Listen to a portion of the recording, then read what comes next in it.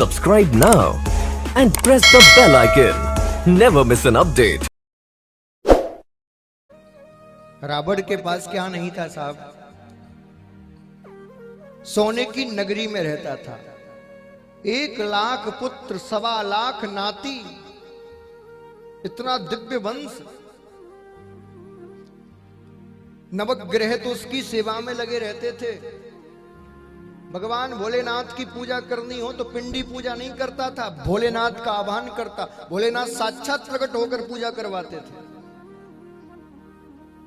उसके पुत्र इतना बलशाली कि स्वर्ग के इंद्र को भी जीत लिया। इंद्रजीत इतना बलशाली रावण, और केवल एक वनवासी राम से हार गया। क्यों? केवल अहंकार की बदौलत। केवल अहंकार ने रावण को हरा दिया। अच्छा, एक बात मैं और बताऊं आज आपको। जब रावण मरने वाला था तो रावण से किसी ने पूछा, बोले भैया एक बात बताओ, आप इतने शक्तिशाली हो, ब्राह्मण हो, विद्वान हो, बलवान हो, त्रिलोकी में आपका राज्य है, और इस समय त्रिलोकी में आपसे ज्यादा बलवान शक्तिवान कोई नहीं है, फिर आप इस वनवासी राम से क्यों हार गए?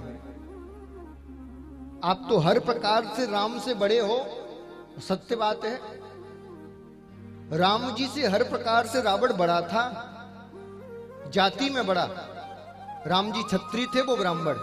जाति में बड़ा, बल में बड़ा, आयु में बड़ा, विद्वता में बड़ा, धन में बड़ा, राज्य में बड़ा, पद में बड़ा, हर काम में बड़ा।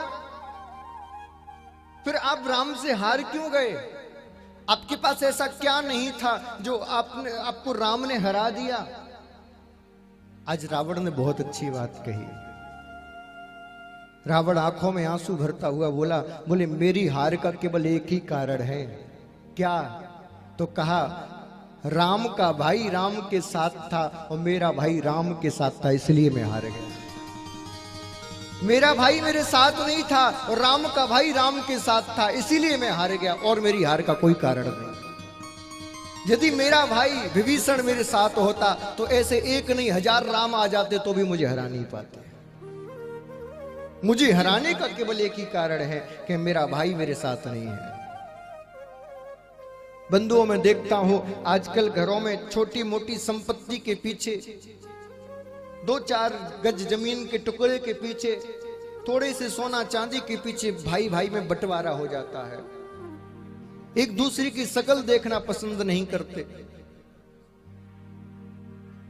और आप क्या सोचते हो, क्या अलग होके आप सुखी रह लोगे? बंधुओं, जितनी एकता मुट्ठी में होती है ना, उतनी एकांत में नहीं होती। इसलिए मेरा निवेदन है, संपत्ति के पीछे, धन के पीछे, थोड़ी बहुत रुपए पैसे के पीछे कभी आप अपने भाई से, अपने परिवार से अलग मत होना। क्योंकि संपत्ति गई तो फिर कमा सकते हो, रिश्ते टूट गए तो फिर बना नहीं सकते।